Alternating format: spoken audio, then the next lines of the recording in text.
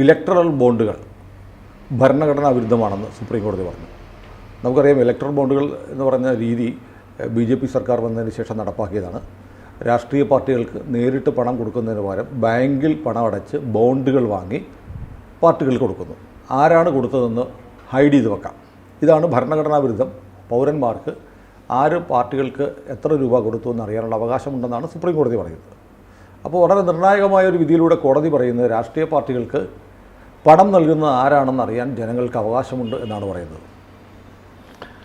അതെ, ജനാധിപത്യ സംവിധാനത്തിൽ വോട്ടർമാരെ സംബന്ധിച്ചിടത്തോളം തങ്ങൾ തിരഞ്ഞെടുക്കാൻ പോകുന്നതായിട്ടുള്ള രാഷ്ട്രീയ പാർട്ടി എത്ര സുതാര്യമായിട്ടുള്ള രീതിയിലാണ് ഇലക്ഷനിൽ പ്രവർത്തിക്കുന്നത് എന്ന് അറിയാനായിട്ടുള്ള ഒരു അവകാശമുണ്ട് എന്ന നിഗമനത്തിൻ്റെ അടിസ്ഥാനത്തിലാണ് സുപ്രീം കോടതി ഇത്തരത്തിലുള്ളൊരു ഒരു തീരുമാനത്തിലേക്ക് പോകുന്നതെന്നാണ് എനിക്ക് തോന്നുന്നത്. അത് ശരിയുമാണ്. കാരണം ഇലക്ഷനെ സംബന്ധിച്ചിടത്തോളം എപ്പോഴും ഇലക്ഷനെ അട്ടിമറിക്കുന്നത് എപ്പോഴും മണി പവർ തന്നെയാണ്. അത് നമ്മളുടെ ചെറിയൊരു വാർഡ് ഇലക്ഷൻ എടുത്തു കഴിഞ്ഞാൽ പോലും നമുക്ക് കൃത്യമായിട്ട് തിരിച്ചറിയാവുന്ന ഒരു കാര്യമാണ്. വളരെ കൂടുതൽ പണം ചെലവഴിക്കുകയും ആളുകളെ ആ പണത്തിൻ്റെ പേരിൽ പണം എന്ന് പറഞ്ഞാൽ പണം മാത്രമല്ല, പണവുമായി ബന്ധപ്പെട്ട രൂപത്തിൽ വരാവുന്ന എല്ലാവിധമായിട്ടുള്ള അതെ അത് മുഴുവൻ അതിൻ്റെ അകത്ത് സംഭവിക്കുന്നുണ്ട്. അങ്ങനെ സംഭവിക്കുകയും അതിന് നല്ല സ്വാധീനം ഉണ്ടാവുകയും ചെയ്യുന്നു എന്ന് നമുക്ക് കൃത്യമായിട്ട് അറിയാവുന്നതാണ്. ഇതുകൊണ്ട് തന്നെയാണ് ഒരു ഇന്ത്യ എന്ന് പറയുന്ന ലോകത്തെ ഏറ്റവും വലിയ ജനാധിപത്യ സംവിധാനം നിലനിൽക്കുന്ന ഒരു രാജ്യം. ആ രാജ്യത്തെ ജനാധിപത്യ സംവിധാനത്തെ ഏറ്റവും പെർഫെക്റ്റ് ആക്കാൻ വേണ്ടിയിട്ട് സുപ്രീം കോടതി ഇടപെട്ടിരിക്കുന്നു എന്നാണ് നമ്മൾ മനസ്സിലാക്കേണ്ടത്. അതെല്ലാ രാഷ്ട്രീയ പാർട്ടികളെ സംബന്ധിച്ചിടത്തോളം ഒരേപോലെ തന്നെയാണ് ഫലിക്കുക എന്നാണ് എനിക്ക് തോന്നുന്നത്. എങ്കിലും അത് കൂടുതൽ എപ്പോഴും ഭരണത്തിലിരിക്കുന്ന അല്ലെങ്കിൽ ഭരണത്തിലേക്ക് വരാൻ സാധ്യതയുണ്ട് എന്ന് കരുതപ്പെടുന്നതായിട്ടുള്ള പാർട്ടികളുമായിട്ട് ബന്ധപ്പെട്ടായിരിക്കും ചർച്ച ചെയ്യപ്പെടണമെന്ന് മാത്രമേ ഉള്ളൂ. ഇപ്പോൾ ഏഷ്യാനെറ്റിലെ വാർത്തയിൽ അവർ പറയുന്നത് കേന്ദ്രത്തിന് തിരിച്ചടി ഇതാണ്. ഇത് കേന്ദ്രത്തിന് എങ്ങനെ തിരിച്ചടി? കാരണം നമ്മൾ മുൻകാലങ്ങളിലെ ഇലക്ട്രൽ ബോണ്ടിൻ്റെ കണക്ക് വന്നിട്ടുണ്ട്. എത്ര കോടി രൂപ ഓരോ പാർട്ടികൾക്കും കിട്ടിയിട്ടുണ്ട്, ആരൊക്കെ കൊടുത്തു എന്നുള്ളതാണ് ഹൈഡ് ചെയ്ത് വെച്ചിരുന്നത്. അപ്പോൾ എല്ലാ പാർട്ടികൾക്കും പ്രധാനമായും ഭരണകക്ഷിക്ക് കൂടുതൽ വിഹിതം കിട്ടി. ഇവിടെ CPM ഉൾപ്പെടെ ഇലക്ട്രൽ ബോണ്ട് വഴി കിട്ടിയിട്ടുണ്ട്, കമ്മ്യൂണിസ്റ്റ് പാർട്ടി ഉൾപ്പെടെ. അപ്പോൾ എല്ലാവർക്കും തിരിച്ചടിയാണ്. കേന്ദ്രത്തിന് മാത്രമാണെന്ന് എങ്ങനെയാണ് തിരിച്ചടിയാവുന്നത്? അല്ല, ഇതൊരു തിരിച്ചടിയായിട്ട് കണക്കാക്കണ്ട എന്ന അഭിപ്രായക്കാരനാണ് ഞാൻ. കാരണം എന്താ വെച്ചാൽ നമ്മുടെ മാധ്യമങ്ങൾ അതുകൊണ്ടാണ് ഈ മാധ്യമങ്ങളെ ജനങ്ങൾ ഉപേക്ഷിച്ചുകൊണ്ടിരിക്കുന്നത്. അതെ അതെ അതെ. കാരണം താൽക്കാലികമായിട്ട് ഒരു വാർത്ത എന്ത് വന്നാലും അത് മോദിയുടെ നെഞ്ചത്തോട്ട് കയറുക എന്നുള്ളതാണ്. അത് ഇപ്പോൾ ഭരണത്തിലിരിക്കുന്നു എന്നുള്ളതിൻ്റെ പേരിലും പ്രധാനമന്ത്രി എന്ന നിലക്കും മാത്രമല്ല നമ്മുടെ ഒരു സെൻറ്റർ ഫിഗർ എന്ന നിലക്കും അങ്ങോട്ട് കയറുക എന്ന് പറയുന്ന ഒരു രീതി അതിനകത്ത് വെക്കുന്നു. അത് മാത്രമല്ല, ഞാൻ പറയാം, മാധ്യമങ്ങൾ എന്ത് ചെയ്യണമെന്ന് വെച്ച് കഴിഞ്ഞാൽ എങ്ങനെ കിട്ടുന്ന വാർത്തയെ എരിവുള്ളതാക്കി മാറ്റി സ്പൈസി ആക്കുക എന്നുള്ളത്. അതുകൊണ്ടാണ് തിരിച്ചടി. അതിപ്പോൾ നമ്മൾ ടെലിവിഷൻ തുറന്നാൽ കാണുന്ന എല്ലാ വാർത്തകളിലും ഇത്തരത്തിൽ അടിയാണ്. അതെ, ആർക്കെങ്കിലും അടിയില്ലെങ്കിൽ ആ വാർത്തക്ക് ആഞ്ഞടിച്ചു, സോണിയ ആഞ്ഞടിച്ചു, പ്രിയങ്ക ആഞ്ഞടിച്ചു എന്നെങ്കിലും പറയും. അല്ലെ, എല്ലാത്തിലും അത്തരത്തിൽ ഒരു വാർത്ത ചേർത്താൽ മാത്രമാണ് മിക്കവാറും തന്നെ അതിനൊരു പ്രസക്തി വിശ്വസിക്കുന്നു. അതാണ് പ്രശ്നം. മാഷിപ്പോൾ പറഞ്ഞ ഈ ആളുകൾക്ക് പണം, സുതാര്യമായി പണം കിട്ടണം പാർട്ടികൾക്ക് എന്ന് പറഞ്ഞൊരു കാര്യം എത്ര ജനങ്ങൾക്ക് അറിയണമെന്ന് ഒരു പ്രധാനപ്പെട്ട ഒരു കാര്യം എന്ന് വെച്ചാൽ, ഈ തെരഞ്ഞെടുപ്പിന് എല്ലാ പാർട്ടികൾക്കും ആളുകൾ പണം കൊടുക്കും. പണം കൊടുക്കുന്നവന് പല ലക്ഷ്യങ്ങളുമുണ്ട്. ജയിക്കുന്ന പാർട്ടിയിൽ നിന്ന് അവന് ഭാവിയിൽ ഉണ്ടാകുന്ന ഫേവറുകൾ പ്രതീക്ഷിച്ച് തന്നെയാണ് രാഷ്ട്രീയ പാർട്ടികൾക്ക് പണം കൊടുക്കുക. ഒന്നുമില്ലെങ്കിൽ സമാധാനമായിട്ട് ജീവിക്കാൻ വേണ്ടിയിട്ടെങ്കിലും ആയിരിക്കും. അപ്പോൾ ഇങ്ങനെ കൊടുക്കുന്ന പണം നേരിട്ട് പണം സ്വീകരിക്കേണ്ട, ഈ പണം ബാങ്കിലടച്ച് ബോണ്ടുകൾ വാങ്ങി ഇഷ്ടമുള്ളവർക്ക് കൊടുക്കുക എന്നതിൻ്റെ പിന്നിലെ പ്രഖ്യാപിത ലക്ഷ്യം കള്ളപ്പണത്തിൻ്റെ ഒരു പ്രാക്ടീസ് ഒഴിവാക്കാൻ വേണ്ടിയിട്ടായിരുന്നു സർക്കാർ പറയുന്നത്. കാരണം ബ്ലാക്ക് മണി വെച്ചിരിക്കുന്നു, ബ്ലാക്ക് മണി കൊണ്ട് വേറൊന്നും ചെയ്യാൻ പറ്റില്ല. അതെടുത്ത് ഒന്നെങ്കിൽ കാണിക്ക വഞ്ചിയിലിടുക അല്ലെങ്കിൽ പാർട്ടിക്കാർക്ക് കൊടുക്കുക എന്നൊരു നയം പൊതുവിലുണ്ട്. എല്ലാവരും ചെയ്യുന്നതാണ്. ബ്ലാക്ക് മണിയാണ് സംഭാവന കൊടുക്കുന്നത്. അപ്പം രാഷ്ട്രീയ പാർട്ടികൾക്ക് ബ്ലാക്ക് മണി കിട്ടുന്നതും ആളുകൾക്ക് കള്ളപ്പണത്തിൻ്റെ വിനിയോഗം നടത്തുന്നത് തടയാനും വേണ്ടി കൊണ്ടുവന്നൊരു സതുദ്ദേശത്തോടെ കൊണ്ടുവന്നൊരു സാധനമല്ലേ ഇത്? അല്ല, അത് അങ്ങനെയാണെങ്കിൽ പോലും കള്ളപ്പണം തടയുന്നതിനുള്ള ഏക മാർഗമായിട്ട് ഇതിനെ കാണേണ്ടതില്ല എന്നൊരു നിരീക്ഷണമാണ് സുപ്രീം കോടതി നടത്തിയിരിക്കുന്നതെന്നാണ് നമ്മൾ മനസ്സിലാക്കുന്നത്.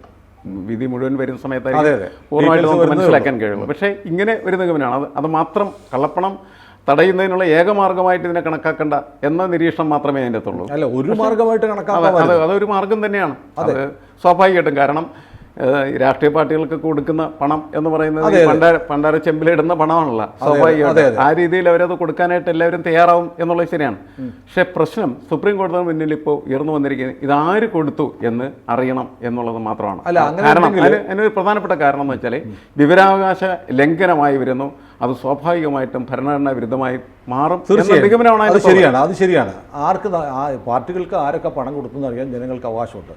കാരണം രാഷ്ട്രീയ പാർട്ടികൾ ജനങ്ങൾക്ക് വേണ്ടി പ്രവർത്തിക്കുന്നു എന്നാണ് പറയുന്നത്. അപ്പോൾ നിശ്ചയമായും സുപ്രീം കോടതി അത് ഇടപെട്ട് ഇതിൻ്റെ ഒരു ട്രാൻസ്പെറൻസി ഉറപ്പാക്കിയ പോരായിരുന്നു. അല്ല, ട്രാൻസ്പെറൻസി ഉറപ്പാക്കുന്നതിൻ്റെ ഭാഗമായിട്ടല്ലേ ഇത് ചെയ്യുന്നത്? അല്ല, ബോണ്ട് തന്നെ റദ്ദാക്കി. അതെ, വരുന്ന പോലെ അങ്ങനെയാണ്. കൃത്യമായിട്ട് എനിക്ക് തോന്നുന്നു വീണ്ടും വേറെ രൂപത്തിൽ ഇലക്ട്രൽ ബോണ്ട് നിൽക്കട്ടെ, പക്ഷേ ഇത് ട്രാൻസ്പെറന്റ് ആയിരിക്കണം. അല്ല, ട്രാൻസ്പെറന്റ് ആക്കുക എന്നുള്ളതാണ് പ്രധാനപ്പെട്ട കാര്യം. ഹൈഡ് ചെയ്ത് വെച്ചിരിക്കുന്ന പേരുകൾ പുറത്തു വരിക, അതാണ് ആര് കൊടുത്തു എന്നുള്ളത്. പകരം എലിയെ പേടിച്ച് ഇല്ലം ചുട്ടു എന്ന് പറഞ്ഞ പോലെ ഇത് ഒഴിവാക്കിയാൽ ആളുകൾ ബ്ലാക്ക് മണി ഉപയോഗിച്ച് തന്നെ രാഷ്ട്രീയ പാർട്ടികൾ ബ്ലാക്ക് മണി എന്ന് പറയുന്നതൊന്നും നമ്മുടെ സമൂഹത്തിൽ നിന്ന് ഇല്ലാതാക്കാനായിട്ട് പറ്റില്ല. കാരണം എന്ന് വെച്ചാൽ ഏത് തരത്തിലുള്ള മോശമായിട്ടുള്ള ഇടപാടുകൾ നടക്കുമ്പോഴും അതിനെ നയിക്കുന്നത് ഈ കള്ളപ്പണം തന്നെയാണ്. നമ്മളത് പല പേരിൽ പറയുന്നതെന്ന് മാത്രമേ ഉള്ളൂ. മിക്കവാറും അത് എല്ലായിടത്തും ഇപ്പോഴും നിലനിൽക്കുന്നുണ്ട് എന്ന് തന്നെയാണ് നമുക്ക് പല ഇടപാടുകളുമായി ബന്ധപ്പെടുന്ന സമയത്ത് മനസ്സിലാക്കാനായിട്ട് കഴിയും.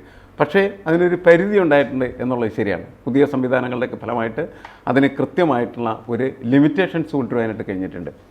ഈ കാര്യത്തിലും അത് ഫലപ്രദമായിട്ടുള്ള ഒരു നടപ്പിലാക്കാനായിട്ടുള്ള ശ്രമമാണ് വേണ്ടത് എന്നാണ് എനിക്ക് തോന്നുന്നത്. അത് പൂർണ്ണമായിട്ടും ഒഴിവാക്കേണ്ട കാര്യമൊന്നുമില്ല. ആര് കൊടുത്തു എന്നുള്ള കാര്യം സംഭവിക്കാൻ പോകുന്നത് ഈ ഇലക്ട്രൽ ബോണ്ടില്ല, ആളുകൾ പാർട്ടികൾക്ക് കാശ് കൊടുക്കും. രാഷ്ട്രീയ പാർട്ടികൾ ഡിസ്ക്ലോസ് ചെയ്യുമോ ആരൊക്കെ തന്നുള്ളൂ? ഒരിക്കലുമില്ല. സാധാരണ നമ്മൾ തെരഞ്ഞെടുപ്പ് കാണുമ്പോൾ നമ്മുടെ കേരളത്തിൽ പോലും ഒരാൾ MLA ആയിട്ട് മത്സരിക്കും, അയാൾ ജയിച്ചാലും തോറ്റാലും പൊതുകൾ കൊണ്ടുവന്ന് കൊടുക്കുകയാണ് ചെയ്യുന്നത്. മനസ്സിലായി? ഇപ്പോൾ നടന്നുകൊണ്ടിരിക്കുന്ന ഒരു സംഭവം യഥാർത്ഥത്തിൽ അതാണ്. ഇത് തന്നെയാണ് വലിയ വലിയ കോർപ്പറേറ്റുകൾ കേന്ദ്ര ഭരണത്തിൽ സ്വാധീനം ചെലുത്തുന്നതിന് വേണ്ടിയിട്ട് കേന്ദ്ര ഗവൺമെന്റ് അല്ലെങ്കിൽ കേന്ദ്ര ഗവൺമെന്റ് വലിയ പെട്ടികളായിരിക്കും. അത് വലിയ പെട്ടികളായിരിക്കും. അത് ഇലക്ട്രോൺ ബോണ്ട് എന്ന് പറയുന്നതിലെ അതിന്റെ പ്രശ്നം ഇത് തന്നെയാണ്. അത് ഹൈഡ് ഔട്ട് ചെയ്തിരിക്കുന്നതായിട്ടുള്ള പേഴ്സണെ പുറത്തു കൊണ്ടുവരാം. വേറൊരു ഗുണം കൂടി ഉണ്ടായിരുന്നു. ഇലക്ട്രൽ ബോണ്ട് വാങ്ങണമെന്നുണ്ട് ബാങ്കിൽ കൊണ്ട് ഇപ്പോൾ 1 കോടിയോ 10 കോടിയോ അല്ലെങ്കിൽ 100 കോടിയോ ബാങ്കിൽ ഡെപ്പോസിറ്റ് ചെയ്ത് ബോണ്ട് വാങ്ങണമെന്നുണ്ടെങ്കിൽ ബാങ്കിൻ്റെ നിയമപ്രകാരം അയാളുടെ ഐഡൻറ്റിറ്റി, പാൻ നമ്പർ ഉൾപ്പെടെ കൊടുക്കണം. അപ്പോൾ ബാങ്കുകൾക്ക് ഈ പണം കൊടുത്തത് ആരാണെന്ന് കൃത്യമായി അറിയാനുള്ള വഴിയുണ്ട്. അപ്പോൾ ഒരു ട്രാൻസ്പെറൻസി ഇല്ലാഴിക മാത്രമല്ല, അത് അക്കൗണ്ടഡ് ആണ് ഇലക്ട്രൽ ബോണ്ടുകൾ എന്ന് പറയുമ്പോൾ. ഇനിയിപ്പോൾ സംഭവിക്കാൻ പോകുന്ന മുൻപ് എങ്ങനെയാണോ എന്നതുപോലെ അജ്ഞാതരായ ആളുകൾ കണ്ടെയ്നർ കണക്കിന് പണം രാഷ്ട്രീയ പാർട്ടികൾക്ക് കൊടുക്കും. അപ്പോൾ ശരിക്കും വളരെ പുരോഗമനപരമായിട്ടും ബ്ലാക്ക് മണി ഉപയോഗിച്ചിട്ട് രാഷ്ട്രീയ പാർട്ടികളെ കള്ളപ്പണം കൊണ്ട് സ്വാധീനിക്കാനും വിലക്കെടുക്കാനും ഉണ്ടാക്കിയിരുന്ന ഒരു സൗകര്യം ഇല്ലാതാക്കുകയായിരുന്നു ഇലക്ട്രൽ ബോണ്ട്. അല്ല, യഥാർത്ഥത്തിൽ എനിക്ക് തോന്നിയ ഒരു കാര്യം തന്നെയാണ്, ആരാണോ ഇത് കൊടുക്കുന്നത് എന്ന് വ്യക്തമാക്കാനായിട്ടുള്ള കൃത്യമായിട്ടുള്ള നിർദ്ദേശം കൊടുക്കുക എന്നുള്ളതാണ്. അങ്ങനെ നിർദ്ദേശം കൊടുത്തു കഴിഞ്ഞാൽ ഈ പറയുന്നവരെ ബാങ്ക് അക്കൗണ്ടബിൾ ആയിട്ടുള്ള പണമുള്ള സാധ്യത ഇനി ഉണ്ടോ എന്നുള്ളതാണ്. ഇലക്ട്രൽ ബോണ്ട് റദ്ദാക്കി കഴിഞ്ഞാൽ വീണ്ടും പഴയപടിയാവും. എന്തായാലും ഇത് പുതിയ ഒരു സംവിധാനം എന്നാലൊക്കെ അതിന്റെ മുഴുവൻ വിധിയും വന്നതിന് ശേഷം നമുക്ക് പൂർണ്ണമായിട്ട് ഇപ്പൊ കിട്ടുന്ന ഇലക്ട്രൽ ബോണ്ട് റദ്ദാക്കിയതാണ്. അപ്പോൾ ഈ സിസ്റ്റം ഇല്ലാണ്ടായി എന്നാണ് പറയുന്നത്. അപ്പോൾ ഈ പറയുന്ന പോലെ ഈ കള്ളപ്പണത്തെ തടയാനുള്ള ഒരു മെഷർ ആയിരുന്നു ഇത്. അല്ല, ഇതൊക്കെ നമ്മൾ പുറത്തുനിന്ന് കാണുമ്പോൾ സംഭവിക്കുന്ന മാതിരി ആയിരിക്കണമെന്നില്ല. ഇതിൻ്റെയൊക്കെ അടിയൊഴുക്കുകൾ പലതും ഉണ്ടാകും. ഒരുപക്ഷെ ഈ രാഷ്ട്രീയ പാർട്ടികളെല്ലാം തന്നെ ആവശ്യപ്പെടുന്നതായിരിക്കാം ഇതെല്ലാം വേണ്ടെന്നുള്ളത്. കാരണം കള്ളപ്പണം വാങ്ങുന്നതായിരിക്കും ഇതിനേക്കാൾ സൗകര്യം. അപ്പം അതുകൊണ്ട് അങ്ങനെയുമൊക്കെയും ഈ കാര്യങ്ങൾ പോകുന്നുണ്ടോ എന്ന് നമുക്കറിയാം. എല്ലാവർക്കും അങ്ങനെ തന്നെയായിരിക്കും. നമ്മളതിൽ ഒരു പാർട്ടി അക്കൗണ്ടഡ് ആയിട്ടുള്ള പണം വരുന്നതിന് ബോണ്ട് ഇത്ര കോടിയുടെ ബോണ്ട് കിട്ടി എന്ന് പറയുന്നത് ബുദ്ധിമുട്ടാണ്.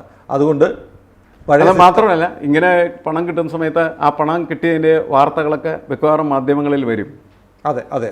മറ്റേതാണെങ്കിൽ ഒരു വാർത്തയും വരത്തില്ല. അവർ ഒരു കണക്ക് കൊടുക്കും, ആ കണക്ക് ആൾക്കാർക്ക് കേൾക്കാം എന്ന് മാത്രമേ ഉണ്ടാവൂ. അല്ല, മുമ്പൊരു നിർദ്ദേശം ഉണ്ടായിരുന്നല്ലോ, ഈ തെരഞ്ഞെടുപ്പിൻ്റെ ചെലവ് സർക്കാർ വഹിക്കണം. അങ്ങനെ വന്നു കഴിഞ്ഞാൽ അഴിമതി ഇല്ലാതാക്കും, ഓരോ സ്ഥാനാർത്ഥികൾക്ക് ഇത്ര രൂപ ചെലവഴിക്കും. അപ്പോൾ നമുക്കറിയാം, ഒരു പാർലമെൻറ്റ് മണ്ഡലത്തിൽ ഒരു സ്ഥാനാർത്ഥിക്ക് 20 കോടി രൂപ വരെ ചിലവുണ്ടാകുന്നു എന്നാണ് കണക്ക്. ഇലക്ഷൻ കമ്മീഷൻ പറഞ്ഞിരിക്കുന്നത് 2 കോടിയോ മറ്റോ ആണ് പരമാവധി ചിലവഴിക്കുക. പക്ഷേ 20 കോടി രൂപ വരെ ആവറേജ് ചിലവാകുന്നുണ്ട് ഒരു പാർലമെൻറ്റ് സീറ്റിൽ. അപ്പോൾ നമ്മുടെ നാട്ടിൽ 100 സീറ്റുകളിലേക്ക് ഇലക്ഷൻ നടക്കുമ്പോൾ എത്ര കോടി രൂപ, എത്ര സ്ഥാനാർത്ഥികൾ. ഇപ്പോൾ കേരളത്തിൽ തന്നെ 20 സീറ്റുകൾ, പ്രധാനമായ 3 മുന്നണികൾ. അപ്പോൾ ഓരോ മണ്ഡലത്തിലും ഏറ്റവും ചുരുങ്ങിയത് 60 കോടി രൂപ ചിലവുകയാണ്. അതായത് കേരളത്തിൽ മാത്രം 1200 കോടി രൂപയാണ് രാഷ്ട്രീയ പാർട്ടികൾ ഈ മാനദണ്ഡം അനുസരിച്ച് ചിലവാക്കാൻ പോകുന്നത്. അപ്പോൾ ഇന്ത്യ ഒട്ടാകെ എടുക്കുമ്പോൾ എത്രയോ ഭീമമായ, നമ്മുടെ ഒരു സംസ്ഥാനത്തിൻ്റെ ബജറ്റിൻ്റെ തുക പോലും ചിലപ്പോൾ ഓൾ ഇന്ത്യ തലത്തിൽ എടുക്കുമ്പോൾ ചിലവ് വരും. അപ്പോൾ ഇത്ര ഭീമമായ ചിലവ് ചെയ്ത് അധികാരത്തിലെത്തുന്ന ആളുകൾ ജനസേവനം മാത്രമാണ് ലക്ഷ്യമിടുന്നതെന്ന് നമുക്ക് പറയാൻ പറ്റുമോ? അല്ല, ഇത് നമ്മൾ സംസാരിച്ചാലും ഇല്ലെങ്കിലും ഇത് ഒഴിവാക്കാൻ പറ്റും എന്ന് നമുക്ക് നമ്മുടെ തിരഞ്ഞെടുപ്പുകളെ നോക്കുന്ന സമയത്ത് മനസ്സിലാവില്ല. ഒഴിവാക്കാനേ പറ്റില്ല എന്നേ തോന്നുന്നു. കാരണം എന്ന് വെച്ചാൽ പണം തന്നെയാണ് എല്ലാ കാര്യങ്ങളും തീരുമാനിക്കുന്നത്. അങ്ങനെ തീരുമാനിക്കുമ്പോൾ സ്വാഭാവികമായിട്ടും അതിൻ്റെ സ്വാധീനത്തെ ഒഴിച്ചേർത്തുക എന്ന് പറയുന്നത് അസാധ്യമായിട്ടുള്ള കാര്യമാണ്. ഗവൺമെൻറ് ഇവരുടെ ചിലവ് വഹിക്കാം എന്ന് പറഞ്ഞാൽ ഗവൺമെൻറ് ഒരു ചിലവ് വഹിക്കുകയായിരിക്കും. അതെ. പക്ഷേ സ്ഥാനാർത്ഥികൾ സ്വാഭാവികമായിട്ടും അവരുടേതായിട്ടുള്ള രീതിയിലുള്ള ചിലവ് തുടരുമല്ലോ. കാരണം അവർക്ക് ആവശ്യമായിട്ടുള്ള പ്രവർത്തകരെ കിട്ടണമെങ്കിൽ അവർക്ക് മദ്യം കൊടുക്കേണ്ടി വരും, അതെ അതെ പണം മാംസം കൊടുക്കേണ്ടി കൊടുക്കേണ്ടി വരും, എല്ലാ സാധനങ്ങളും കൊടുക്കേണ്ടി വരും. എന്തൊക്കെ കൊടുക്കാൻ പറ്റിയതൊക്കെ കൊടുക്കണം. അപ്പോൾ കൊടുത്താൽ മാത്രം ശരിക്കും ജനാധിപത്യമാണോ നമ്മുടെ അല്ല, നാട്ടിൽ? പണാധിപത്യമല്ലേ? ഇങ്ങനെയുള്ള ജനാധിപത്യ സാധ്യതകൾ നമുക്ക് അതിനപ്പുറത്തേക്ക് വരണമെങ്കിൽ നമ്മളുടെ വോട്ടേഴ്സ് അവർ കുറേം കൂടിയൊക്കെ വ്യത്യസ്തരായിട്ടുള്ള ആളായി മാറിത്തീരേണ്ടത് ആവശ്യമാണ്. അങ്ങനെ മാറാനായിട്ട് പറ്റും എന്ന് നമുക്കൊരിക്കലും കണക്കാക്കാൻ പറ്റില്ല. കാരണം ഇന്ത്യക്ക് സ്വാതന്ത്ര്യം കിട്ടുന്ന സമയത്തൂടെ ഒരു തെരഞ്ഞെടുപ്പ് നടത്താൻ പോലും പറ്റാത്ത തരത്തിൽ നമ്മളുടെ ഈ വോട്ടേഴ്സ് എന്ന് പറയുന്നത് അവർക്ക് വിദ്യാഭ്യാസം ഉണ്ടായിരുന്നില്ല, അക്ഷരാഭ്യാസമില്ലായിരുന്നു, സ്ഥാനാർത്ഥിയുടെ പേര് മനസ്സിലാക്കാൻ കഴിയില്ല. അതുകൊണ്ടൊക്കെയാണ് ചിഹ്നം എന്ന് പറയുന്ന സംവിധാനം ആദ്യകാലങ്ങളിലൊക്കെ വന്നിരുന്നത്. അപ്പം ഇങ്ങനെയൊക്കെയുള്ളൊരു സമൂഹത്തെ എങ്ങനെ വളരെ കൃത്യമായ രാഷ്ട്രീയ സാക്ഷരതയിലേക്ക് എത്തിച്ച് അവരെ മുന്നോട്ട് കൊണ്ടുപോവുക എന്ന് പറയുന്നത് വളരെ അപകടകരമായിട്ടുള്ള കാര്യമാണ്, അസാധ്യമായ കാര്യമാണെന്നാണ് എനിക്ക് തോന്നുന്നത്. അത് മാത്രമല്ല, തിരഞ്ഞെടുപ്പ് കഴിഞ്ഞാൽ എന്താ സ്ഥിതി? പല ആളുകളും മറുകണ്ഠം ചാടുകയും അതേപോലെ തന്നെ മന്ത്രിസഭയിലേക്ക് എത്തുന്നതിന് വേണ്ടിയിട്ട് എന്ത് ചെയ്യാൻ തയ്യാറാവുന്ന സ്ഥിതിയൊക്കെ നമ്മൾ കാണാം. നമ്മളുടെ ഒരു ജനാധിപത്യത്തിൻ്റെ പരിമിതിയാണ് ശരിക്കും. അത് പണാധിപത്യത്തിൽ നിൽക്കുന്നതും പണം നിയന്ത്രിക്കുന്നതുമായിട്ടുള്ള സംവിധാനമായിട്ട് തുടരുകയാണ് ചെയ്യുന്നത്. അതിനെത്രമാത്രം നിയന്ത്രണം കൊണ്ടുവരാൻ കഴിയും എന്ന ചിന്തകൾക്ക് മാത്രമേ പ്രസക്തിയുള്ളൂ. അല്ല, മുഴുവനും സമ്പൂർണ്ണമാക്കുന്ന പറഞ്ഞാൽ അസാധ്യമായിട്ട്. ശരിയാണ്. ഞാനൊരു കാര്യം ചോദിക്കട്ടെ. ഇപ്പം നമ്മുടെ ജനാധിപത്യത്തെക്കുറിച്ച് നമ്മൾ ഊറ്റം കൊള്ളാറുണ്ട്. നമ്മുടെ നാട്ടിൽ ഒരു സ്വതന്ത്രന് തിരഞ്ഞെടുപ്പിൽ മത്സരിച്ച് ജയിക്കാൻ കഴിയുമോ? ഒരിക്കലും പറ്റില്ല. പിന്നെന്ത് ജനാധിപത്യമാണിത്? എന്തെങ്കിലും രാഷ്ട്രീയ പാർട്ടികൾക്ക് വേണ്ടി മാത്രം നമ്മുടെ തെരഞ്ഞെടുപ്പ് പ്രക്രിയ തീരെഴുതി കൊടുത്തിരിക്കുക. രാഷ്ട്രീയ പാർട്ടി ആവണം, അവന് 20 കോടി രൂപ വരെയെങ്കിലും ചെലവഴിക്കാനുള്ള ത്രാണി ഉണ്ടാവണം ഒരു പാർലമെൻറ്റ് മണ്ഡലത്തിൽ മത്സരിക്കണമെങ്കിൽ. ഈ 3 രാഷ്ട്രീയ കക്ഷികളെയോ അല്ലെ 3 4 എത്രയാവട്ടെ അതിനെയെല്ലാം ധിക്കരിച്ച് വെല്ലുവിളിച്ച് ജനങ്ങളുടെ ഹിതപ്രകാരം ഒരു സ്വതന്ത്രന് ഉയർന്നു വരാനും മത്സരിക്കാനും കഴിയാത്ത ഒരു സാഹചര്യം നിൽക്കുമ്പോൾ എങ്ങനെ അതിനെ ജനാധിപത്യം എന്ന് പറയാൻ പറ്റും? അല്ല, ഇത് പാർട്ടി ആധിപത്യം നിലനിൽക്കുന്ന ജനാധിപത്യമായിട്ട് നമുക്ക് കണക്കാക്കാൻ പറ്റും. അതെ, ജനങ്ങൾക്കൊരു പ്രസക്തി അതിനകത്തില്ല, ഒരു പ്രസക്തിയില്ല. രാഷ്ട്രീയ പാർട്ടി സംവിധാനമാണ് എല്ലാത്തിനും. പണ്ട് പറയുന്നു ഈ പാർട്ടി ഏത് കുറ്റിച്ചൂലിനെ നിർത്തിയാലും ജയിക്കും എന്നൊക്കെ പറയുന്നത് പോലെ അതൊരു പാർട്ടി ആധിപത്യത്തിന് അല്ല, പാർട്ടി ആധിപത്യമാണ്, ജനാധിപത്യമല്ല. അല്ല, തെരഞ്ഞെടുപ്പിൽ മത്സരിക്കാൻ പോലും പറ്റില്ല. നമ്മളിപ്പോൾ 20 കോടി രൂപ ഒരു വ്യക്തി സ്വതന്ത്രമായി മത്സരിക്കുന്ന ഒരു വ്യക്തി എങ്ങനെ ചെലവഴിക്കും? അതെ, കേരളത്തെ സംബന്ധിച്ചിടത്തോളം അത്തരത്തിലുള്ള ആളുകൾ പോലും ഇല്ല എന്നാണ് അങ്ങനത്തെ ഒരു ഇൻഡിപെൻഡന്റ് ഇല്ല. അങ്ങനെ നമുക്ക് പറയാൻ പറ്റുന്ന ഒരാളെ പോലും നമുക്ക് കേരളത്തിൽ കണ്ടെത്താൻ പറ്റില്ല. അപ്പോൾ അവർക്കൊരിക്കലും മത്സരിക്കാനായിട്ട് പറ്റില്ല. അവർക്ക് വേണമെങ്കിൽ കുറേ പണം ഏതെങ്കിലും രാഷ്ട്രീയ പാർട്ടിക്ക് കൊടുത്ത് അവരിൽ നിന്ന് പേയ്മെന്റ് സീറ്റ് വാങ്ങിക്കാം. അത് മാത്രമേ സാധ്യത. അങ്ങനെ ചില ആളുകളൊക്കെ നമ്മുടെ അസംബ്ലിയിലൊക്കെ എത്തിയിട്ടുണ്ട്. അതാണ് സാധ്യതകൾ. അതിനപ്പുറത്തേക്കുള്ള ഒരു സാധ്യത നമ്മളുടെ ഈ ഇലക്ഷൻ സംവിധാനത്തിനകത്ത് ഇല്ല എന്നുള്ളതാണ് ഏറ്റവും പ്രധാനം. ജനാധിപത്യം എന്നുള്ള പേര് മാത്രമേ ഉള്ളൂ. അല്ലെ, പരിമിതമായ ജനാധിപത്യം, അതല്ലാതെ സമ്പൂർണ്ണമായിട്ടുള്ള ജനാധിപത്യത്തെക്കുറിച്ച് എന്ന് നമുക്ക് സ്വപ്നം കണ്ടുകൊണ്ട്. അല്ല, ഇതേക്കുറിച്ച് നമ്മുടെ കോടതികൾക്ക് ആശങ്കയൊന്നുമില്ല. ഇല്ല, അല്ല, കോടതികളുടെ കാര്യം നമ്മൾ പരിശോധിക്കാൻ പോയി കഴിഞ്ഞിട്ടുണ്ടെങ്കിൽ ആ കോടതി എത്രമാത്രം സ്വതന്ത്രമാണ്. ഇന്ത്യൻ ജനാധിപത്യത്തെയും അതേപോലെ തന്നെ ഇന്ത്യൻ ഭരണഘടനയൊക്കെ കുറിച്ച് നമ്മൾ കുറ്റം കൊള്ളുന്ന സമയത്ത് നമ്മളുടെ ഏറ്റവും വലിയ ഒരു അഭിമാനം എന്ന് പറയുന്നത് സ്വതന്ത്രമായിട്ടുള്ള നീതിന്യായ പീഠം എന്നുള്ളതാണ്. പല കാര്യങ്ങളും പരിശോധിച്ചാൽ അത് സ്വതന്ത്രമായിരുന്നു എന്ന് നമുക്ക് സംശയം തോന്നാവുന്ന തരത്തിലുള്ള കാര്യങ്ങൾ നടക്കുന്നത്. അപ്പോൾ കോടതിയിലും ഈ പണം എന്ത് ചെയ്യുന്നുണ്ട്?